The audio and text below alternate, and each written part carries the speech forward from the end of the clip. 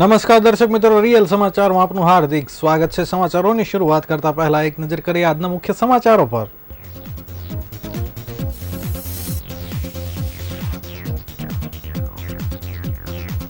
રાજકોટમાં game zone દુર્ઘટનામાં જવાબદાર સામે ગુનો નોંધી 3ની ધરપકડ કરાઈ।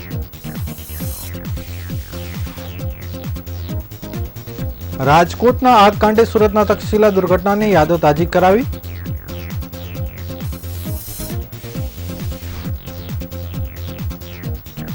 ગેમ ઝોન અગ્નિકાંડમાં હાઈકોર્ટના ન્યાયાધીશ પાસે તપાસ કરવાની માંગ સાથે કલેક્ટરને આવેદનપત્ર।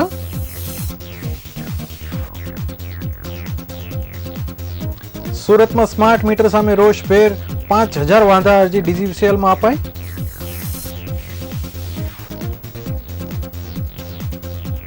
મુંબઈના પ્રી એક્ટિવ સિમ સુરતમાં વેચવા આવતા 3 ઝડપાયા।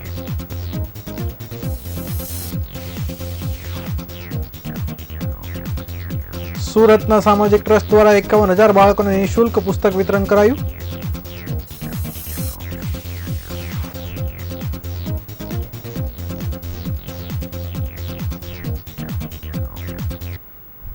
સમાચાર વિગતવાર જોઈએ।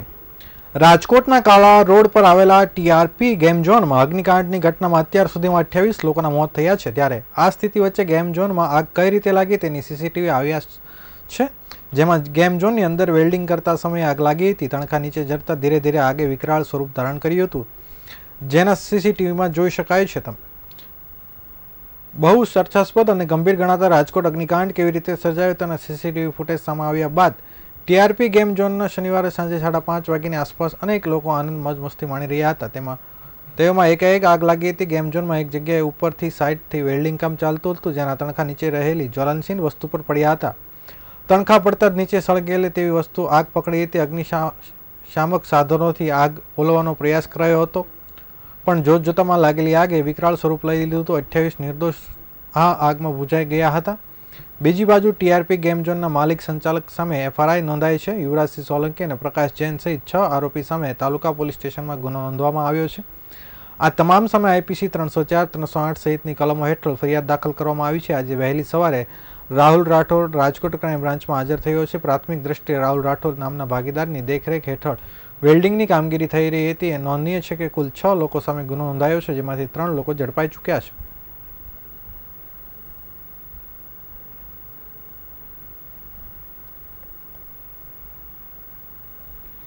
રાજકોટમાં ગેમ ઝોનમાં થયેલા આગકાંડમાં સમગ્ર ગુજરાતમાં પડઘા પડ્યા છે। ઘટનામાં અત્યાર સુધી 32 લોકોના મોત થયા છે, જેને લઈને આજે સુરતની તક્ષશિલા અગ્નિકાંડ પીડિત પરિવારો એકઠા થયા હતા અને પોતાના વાલસોએ દીકરા દીકરીઓને શ્રદ્ધાંજલિ અર્પણ કરી હતી। ત્યારે આ પરિવારે આજે 5 વર્ષ પણ ન્યાય ન મળ્યો હોય તેમની વાત સામે આવી છે। રાજકોટમાં ગેમ ઝોનની દુર્ઘટના અંગે તક્ષશિલા અગ્નિકાંડના પીડિત પરિવારો એકઠા થઈને આ કાંડમાં ભોગ બનેલા પરિવારો માટે દુઃખદ વ્યક્ત કર્યું હતું। આ પરિવારજનોએ રાજકોટ કાંડમાં ભોગ બનેલા વ્યક્તિઓ પ્રત્યે સંવેદના વ્યક્ત કરી હતી। સાથે તેમણે જણાવ્યું હતું કે તક્ષશિલામાં 5 વર્ષ બાદ પણ અમને ન્યાય મળ્યો નથી, પરંતુ રાજકોટમાં બનેલી ઘટનામાં ન્યાય મળે તેવી આશા રાખીએ છીએ। રાજકોટમાં ગેમ ઝોનમાં થયેલા આગકાંડ સુરતનો તક્ષશિલા અગ્નિકાંડ યાદો તાજી કરાવી દીધી છે। રાજકોટ જેવી જ ઘટના સુરતમાં 5 વર્ષ પહેલા ઘટી હતી। ટ્યુશન ક્લાસીસમાં લાગેલી આગ અનેક માસૂમો ભરખી ગઈ હતી, જેમાં પોતાના વાલસોએ ગુમાવનાર પરિવારજનો આજે પણ એ આઘાતમાંથી બહાર આવી શક્યા નથી। પરિવારજનોએ મીડિયા સાથે વાતચીતમાં જણાવી હતી કે ભોગ બનનાર પરિવારજનોનું કહેવું છે કે આજે પણ તેમને ઊંઘ નથી આવતી। દીકરીના છેલ્લા શબ્દો આજે પણ પિતાના કાનમાં ગુંજે છે। તંત્ર સામે આ પરિવારો ભારે નારાજગી જોવા મળી રહી છે।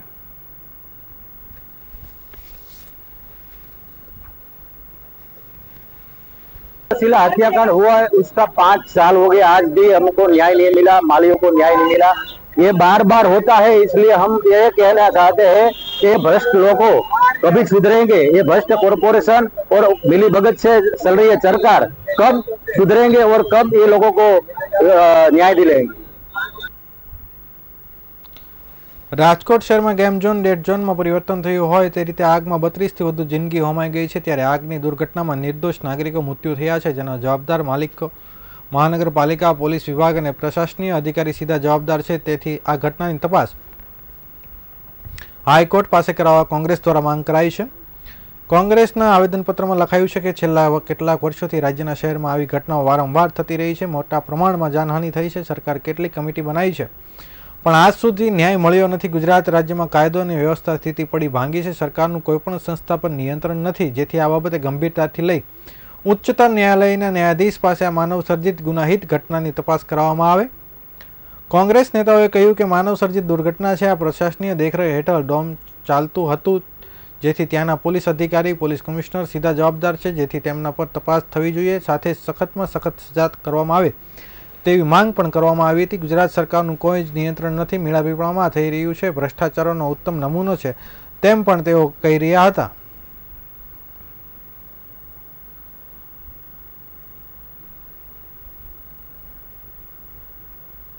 બે દિવસ પહેલા જે દુર્ઘટના બની છે એના વિરોધમાં સુરત શહેર જિલ્લા કોંગ્રેસ સમિતિના નીચે હેઠળ અમે કલેક્ટરને આવેદનપત્ર આપવા માટે આવ્યા છે.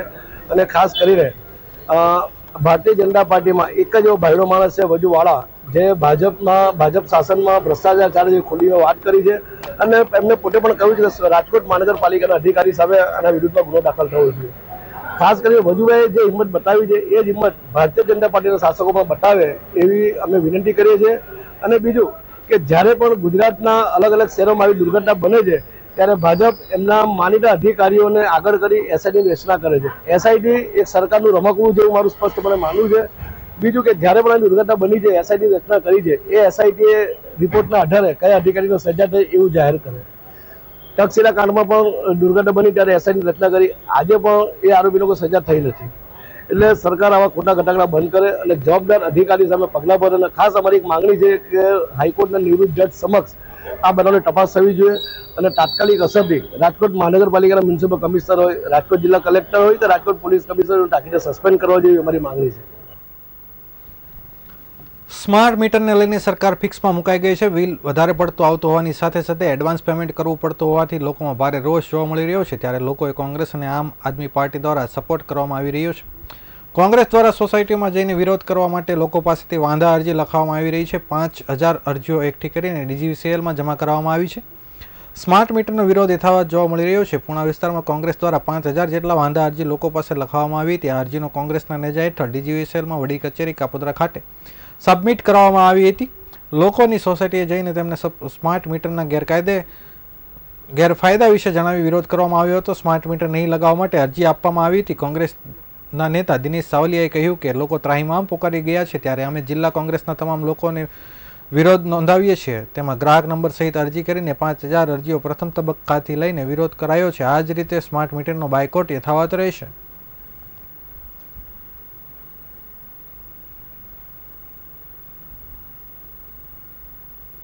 આજરોજ કાપોદ્રા ખાતે દક્ષિણ વીજ કંપની જે આવેલી છે ગુજરાતની, અને ત્યાં સમગ્ર ગુજરાતની અંદર ત્યાં સ્માર્ટ મીટર લગાડવાની શરૂઆત થઈ અને જ્યાં જ્યાં સ્માર્ટ મીટર લાગ્યા ત્યાં લોકો છે એ ત્રાહિમામ પોકારી ગયા છે આ સ્માર્ટ મીટરના બિલોથી. ત્યારે પૂણા વિસ્તારની જુદી જુદી સોસાયટીઓમાંથી સુરત શહેર જિલ્લા કોંગ્રેસ સમિતિ દ્વારા વિરોધના કાર્યક્રમ શરૂ થયા અને એવું નક્કી કર્યું તમામ સોસાયટીના પ્રમુખો, આગેવાનો દ્વારા કે ઘરે ઘરેથી વ્યક્તિગત ફોર્મ ભરી અને આપણે આપવાનું છે. એમાં ગ્રાહક નંબર અને એમનું જે લાઇટ બિલ છે એમની ઝેરોક્ષ છે કે અમારે આ સ્માર્ટ મીટરની જરૂર નથી, અમારે ત્યાં સ્માર્ટ મીટર લગાવવા આવવું નહીં. એવી 5000 જેટલી અરજીઓ આજે પ્રથમ તબક્કાની લઈને આવ્યા છે. આવનારા સમયની અંદર બાકીના જે ગ્રાહકો છે, બાકીની જે સોસાયટીઓ છે એ લોકો દ્વારા પણ આ જ રીતે આ સ્માર્ટ મીટરનો વિરોધ કરી બાયકોટ સ્માર્ટ મીટરના હેશટેગ સાથે આ કાર્યક્રમ આપવામાં આવશે અને અરજીઓ આપવામાં આવશે. મુંબઈથી પ્રી એક્ટિવ સિમ કાર્ડ સુરતમાં વેચાણ કરવા આવતા મુંબઈના 3 શખ્સોને સારોલઈ પોલીસે ડમી ગ્રાહકની મદદથી શુક્રવારે મોડી રાત્રે ઝડપી પાડ્યા છે, જેની પાસેથી 5.4 લાખના 672 પ્રી એક્ટિવ સિમ કાર્ડ મળી આવ્યા છે. આરોપી પાસે 4 મોબાઈલ કબજે કર્યા છે. મુંબઈના મુકેશ અને ભગવાને પ્રી એક્ટિવ સિમ આપ્યા હતા. સિમ કાર્ડ દુબઈ ખાતે મોકલવામાં આવતા હોવાની પણ શક્યતા પોલીસે લાગી રહી છે. આ બાબતે પોલીસે રોનક કારિયા, ચંદુ બાલોટિયા, કિશન બાલોટિયાની ધરપકડ કરી છે. પોલીસે ત્રણેય આરોપીની ધરપકડ કરી મંગળવાર સુધીના રિમાન્ડ મેળવ્યા છે. સાથે 2 સૂત્રધારોને પણ પકડવા પોલીસની ટીમ મુંબઈ રવાના કરવામાં આવી છે. નોંધનીય છે કે પ્રી એક્ટિવ સિમ ક્રિકેટના સટ્ટા, ગેમિંગ, શોપિંગ, ડમી લિંક તેમજ ઓનલાઈન ઠગાઈમાં વપરાતા હોય છે.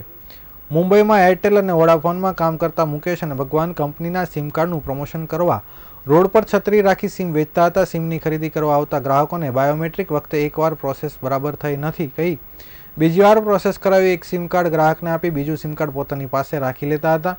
આરોપી રોનક કારિયા ગુજરાત પતિ છે અને મુંબઈમાં રહે છે. તેનો જમીન દલાલીનો ધંધો પડી ભાંગતા રૂપિયાની ખેંચ હતી. ચંદુ બાલોટિયા અને તેનો ભાઈ કિશન ઓનલાઈન શોપિંગમાં હેડફોન રિપેરિંગનો કોન્ટ્રાક્ટર છે. તેઓ રૂપિયાના ચક્કરમાં ભેરવાયા છે. મુંબઈના સૂત્રધાર મુકેશ ભગવાન પાસેથી તેઓ પ્રી એક્ટિવ સિમ કાર્ડ 750 રૂપિયાના ભાવે લાવ્યા હતા. સુરતમાં એક સિમ પર 400 કમિશન લઈ 1150માં વેચવાના હતા, જેથી 672 સિમ વેચાણ કરીને 2.68 લાખ કમાઈ સરખે ભાગે વહેંચવાના હતા.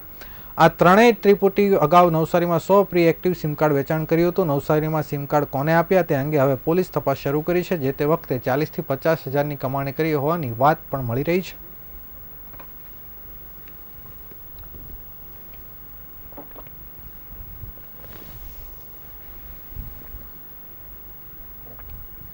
ગરીબીમાં ગરીબ પરિવારનું સંતાન પણ અભ્યાસથી વંચિત ન રહે તે હેતુથી પુસ્તકોનું વિતરણ કરવામાં આવે છે.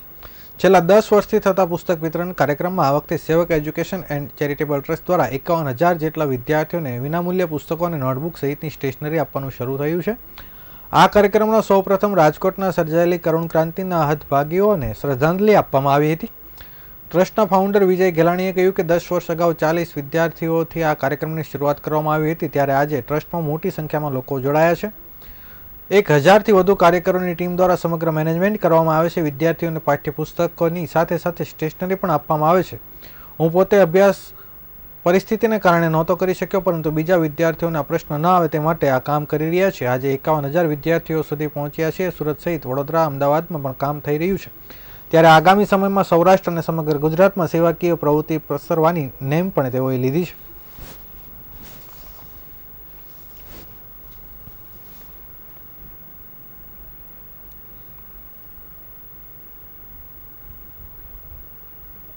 એજ્યુકેશન ચેરિટેબલ ટ્રસ્ટમાં આ વર્ષે 51,000 બાળકોને અમે ફ્રી પુસ્તકની કીટ આપવાના છીએ, જેની અંદર નોટબુક, પાઠ્યપુસ્તક અને સ્ટેશનરીનું વિતરણ કરવાના છે. 2013 થી શરૂઆત કરી હતી. આજે 2024 એટલે કે 11 વર્ષથી આનું વિતરણ થઈ રહ્યું છે. આમાં કોઈ રજીસ્ટ્રેશન કરાવવું પડે? વન ટાઈમ આનું રજીસ્ટ્રેશન હોય છે. સંસ્થા હંમેશા ડોનેશન ઉપર ચાલતી હોય છે, એટલા માટે વન ટાઈમ વાલીઓ પાસે અમે એક રજીસ્ટ્રેશન કરાવીએ છીએ. એ રજીસ્ટ્રેશનની અંદર વાલી એક જ વાર એટલે કે વન ટાઈમ જુનિયર કેજીમાં બાળક હોય ત્યારે 3500 રૂપિયાનું આ વર્ષનું અમારું ડોનેશન છે. વન ટાઈમ ડોનેશન ભરે એટલે એને 12 ધોરણ સુધી નોટબુક, પાઠ્યપુસ્તક, સ્ટેશનરી બધું ફ્રીમાં આપીએ છીએ. સાથે સાથે જો કોઈ વાલી અમારી સંસ્થા સાથે જોડાણેલા છે અને એવો બનાવ કદાચ કુદરતી આફતમાં એના વાલીને કાંઈ થઈ જાય છે, કોઈ મૃત્યુ પામે છે, તો એના બાળકને સ્કૂલની ફી પણ અમે ભરીએ છીએ. એ બેનને ઘર માટે કોઈ પણ કામકાજ હોય કે ભાઈ મશીન જોઈએ છે યા કામ કરવું છે, તો વિધવા બેનને અનાજની કીટની જરૂર છે, આ બધી જ વ્યવસ્થા અમે એને કરાવી આપીએ છીએ. સુરતમાં શ્રી સાવલિયા પરિવાર ચેરિટેબલ ટ્રસ્ટ દ્વારા પારિવારિક સ્નેહ સંમેલનનું આયોજન કરવામાં આવ્યું હતું. પરિવારની એકતા, અખંડિતતા અને એકબીજાના સહકાર સાથે 26મા પારિવારિક સ્નેહ સંમેલનનું આયોજન કરવામાં આવ્યું હતું, જેમાં સાવલિયા પરિવારના લોકો મોટી સંખ્યામાં ઉપસ્થિત રહ્યા હતા. મોટા વરાછા વિસ્તારમાં આવેલ અક્ષરવાડી આનંદવાડી ફાર્મ ખાતે શ્રી સાવલિયા પરિવાર ચેરિટેબલ ટ્રસ્ટ સુરત દ્વારા 26મા પારિવારિક સ્નેહ સંમેલનનું આયોજન કરવામાં આવ્યું હતું. પરિવારના બાળકો ઉત્સાહના વધારવા માટે દાતાઓને સન્માનિત કરવા સંમેલનનું આયોજન દર વર્ષે કરવામાં આવે છે. આ વર્ષે સાવલિયા પરિવારના બાબુભાઈ સાવલિયાએ જણાવ્યું હતું કે દર વર્ષે આ પરિવાર સ્નેહ સંમેલનનું આયોજન કરવામાં આવે છે. આ વખતે 10,000 પરિવારો એકસાથે એકઠા થયા છે. આ સ્નેહ સંમેલનમાં વિવિધ કાર્યક્રમો પણ યોજાય છે, જેમાં પરિવારના તેજસ્વી તારલાઓને ઇનામ વિતરણ કરી તેઓને ઉત્સાહ વધારવામાં આવે છે. આ સાથે જ પરિવારના ક્લાસ 1 અને ક્લાસ 2 અધિકારીઓને પણ સન્માનિત કરવામાં આવે છે, જેને લઈને પરિવારના અન્ય બાળકો પ્રોત્સાહિત થાય છે અને પોતાના ભવિષ્ય અંગે મક્કમ વિચારે છે. આ સાથે જ સાવલિયા પરિવાર દ્વારા નોટબુક વિતરણ, ઇનામ વિતરણ અને ગંગા સ્વરૂપ બહેનોને સહાય આપવામાં આવે છે. આજના કાર્યક્રમના સુરત શહેરના મેયર દક્ષેશ માવાણી અને રાજ્ય કક્ષાના મંત્રી પ્રફુલભાઈ પાનસરિયા ઉપસ્થિત રહ્યા હતા અને પરિવારની એકતા વિશે તેમણે સાવલિયા પરિવારની સરાહના કરી હતી. વધુમાં બાબુભાઈએ જણાવ્યું હતું કે આજનું યુવાધન જે અલગ અલગ દૂષણોમાં ફસાઈ રહ્યું છે, તેના બદલે સમાજને ઉપયોગી થાય તેવા કાર્યો કરીને પોતાના પરિવારનું નામ રોશન કરે તે હેતુથી આ સ્નેહ સંમેલનનું આયોજન કરવામાં આવે છે. સાવલિયા પરિવારના 26મા સ્નેહ સંમેલનમાં મોટી સંખ્યામાં લોકો ઉપસ્થિત રહ્યા હતા અને પરિવારના લોકો સાથે સુખ અને દુઃખની વહેંચણી કરી હતી.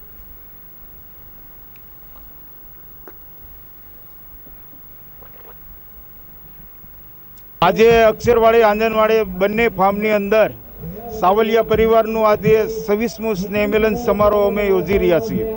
આ સ્નેહમિલન સમારોહની અંદર આજે 10,000 પરિવાર એકત્રિત થયો છે. આ પરિવારના તેજસ્વી તારલાઓને ઇનામ આપી પ્રોત્સાહિત કરીએ છીએ. પરિવારના ગ્રેજ્યુએટ થયેલા એ વન અધિકારી ક્લાસ 1 2ના જે કાંઈ પરિવારના જે શિક્ષણમાં આવેલા છે એમને અમે સન્માનિત કરીએ છીએ. તેમજ નોટબુક, ઇનામ, ગંગા સ્વરૂપ બહેનોને રોકડ સહાય અને સમાજની અંદર જે કાંઈ બધી સંસ્થાઓ ચાલી રહ્યું છે એમાં અમારો સાવલિયા પરિવારનો કાયમને માટે સહયોગ હોય છે. આજે અક્ષરવાડી આંગણવાડી બંને ફાર્મ તથાગત ભગવાન બુદ્ધની જન્મ જયંતિની ઉજવણીના ભાગરૂપે કરુણા શાંતિ બુદ્ધ વિહાર કોસળ ખાતે બૌદ્ધ સમાજના તેજસ્વી વિદ્યાર્થીઓનો સન્માન સમારોહ યોજવામાં આવ્યો હતો. તેમજ સાથોસાથ ધમ્મ વંદના અને ખીરદાન કાર્યક્રમનું પણ આયોજન કરવામાં આવ્યું હતું, જેમાં મોટી સંખ્યામાં લોકોએ હાજરી આપી હતી. ભારતીય બૌદ્ધ સમાજ વિકાસ પરિષદ, સમતા નવયુવક મંડળ, સમતા સમાજ ફાઉન્ડેશન, સુરત શહેર, ઉત્તરાયણ, અમરોલી, કોસાડ આવાસ વરિયાવ વિભાગ દ્વારા તથાગત બુદ્ધની જન્મ જયંતિ મહોત્સવની ઉજવણીનું આયોજન કરવામાં આવ્યું હતું. આ કાર્યક્રમના અધ્યક્ષસ્થાને મરીન સ્ટાફ ફોર્સના નિવૃત્ત પીઆઈ, મુખ્ય મહેમાન પદે ક્રાંતિકારી યુવક મંડળના અધ્યક્ષ મોહનભાઈ સોસા, ઉત્તરાયણ ગામના માજી સરપંચ, અગ્રણીઓ, આપ્પા સાહેબ, કાશીનાથ સિરસાટ સહિતના મહાનુભાવો ઉપસ્થિત રહ્યા હતા. કોસાડ આવાસ કરુણ શાંતિ બુદ્ધ વિહાર ખાતે ત્રિશરણમ, પંચશીલ, ધમ્મ વંદના, ખીરદાન તેમજ શૈક્ષણિક ક્ષેત્રના તેજસ્વી વિદ્યાર્થીઓને શીલ્ડ અને પુષ્પગુચ્છ આપી સન્માનિત કરવામાં આવ્યા હતા. કાર્યક્રમનું સંચાલન ભારતીય બૌદ્ધ સમાજ વિકાસ પરિષદ મહામંત્રી દિલીપ સિરસાટે કર્યું હતું. કાર્યક્રમને સફળ બનાવવા બૌદ્ધ સમાજ અગ્રણીઓ, ભારતીય બૌદ્ધ સમાજ વિકાસ પરિષદ, સમતા મહિલા મંડળ, ભીમ સૈનિક સમિતિના અગ્રણીઓ ઉપસ્થિત રહ્યા હતા.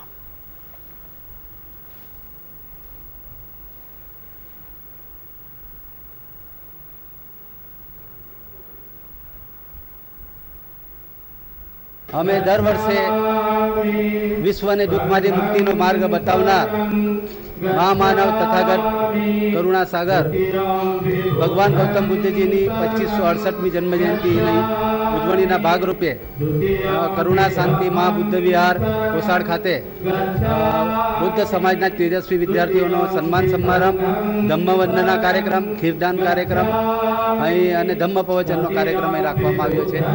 ભગવાન બુદ્ધએ જે વિચારો આપ્યા છે કે માનવતાને એક કરવાના, તે સમાનતા લાવવાના, બંધુત્વતા, ભાઈચારા પ્રગટ કરવાના, તે વિચારો તમામ જન સુધી પહોંચે તેના માટે આવા એક કાર્યક્રમોનું અમે આયોજન કર્યું. સુરત સહિત સમગ્ર રાજ્યમાં ગૌમાંસ વેચાણ પર પ્રતિબંધ છે. તેમ છતાં અવારનવાર કસાઈઓ દ્વારા ગેરકાયદે રીતે ગૌમાંસ વેચાતું હોવાનું સામે આવતું હોય છે. ત્યારે ગૌરક્ષકો દ્વારા પોલીસને સાથે રાખીને કાર્યવાહી કરવામાં આવતી હોય છે. ત્યારે લિંબાયત વિસ્તારમાં ગૌમાંસનું વેચાણ કરતા બાપ દીકરાને ઝડપી લેવામાં આવ્યા છે. જ્યારે ગૌમાંસ લેવા આવનાર વોન્ટેડ જાહેર કરવામાં આવ્યા છે. લિંબાયત વિસ્તારમાં આવેલી મીઠી ખાડી પરથી બેઠી કોલોનીમાં રખીફ ઉર્ફે રફીક પહેલવાન કદીર સૈયદ અને તેનો દીકરો જાવીદ રફીક સૈયદ ગેરકાયદે ગૌમાંસનું વેચાણ કરતા હતા. આ અંગેની બાતમી ગૌરક્ષકો મારફતે પોલીસને મળી હતી, જેથી રેડ કરવામાં આવી હતી, જેમાં બાપ દીકરો ઝડપાઈ ગયા હતા. જ્યારે ગૌમાંસ લેવા આવેલો નાસી ગયો હતો, જેથી તેને વોન્ટેડ જાહેર કરવામાં આવ્યો છે. પોલીસે ગૌમાંસ વેચતા પિતા પુત્રને ઝડપી લીધા હતા. જ્યારે અઠોદરામાંથી હનીફભાઈ નામના વ્યક્તિને વોન્ટેડ જાહેર કરવામાં આવ્યો હતો. જોકે પકડાયેલા આરોપી પાસેથી એ પૂછપરછ કરવામાં આવી રહી છે કે ગૌમાંસનો જથ્થો ક્યાંથી લાવવામાં આવી રહ્યો હતો.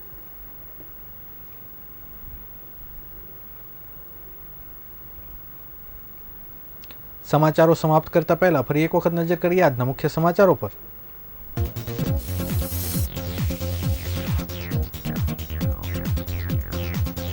રાજકોટ ગેમ ઝોનમાં દુર્ઘટનામાં જવાબદાર સામે ગુનો નોંધી 3ની ધરપકડ કરાઈ.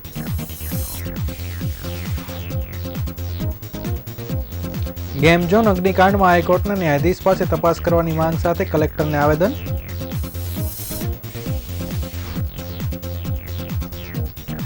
સુરતમાં સ્માર્ટ મીટર સામે રોષભેર 5000 વાંધા અરજી ડીજીવીસીએલમાં અપાઈ.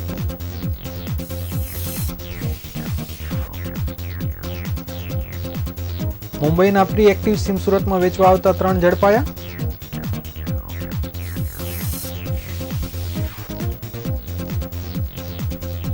સુરતના એક સામાજિક ટ્રસ્ટ દ્વારા 51,000 બાળકોને નિઃશુલ્ક પુસ્તક વિતરણ કરાયું.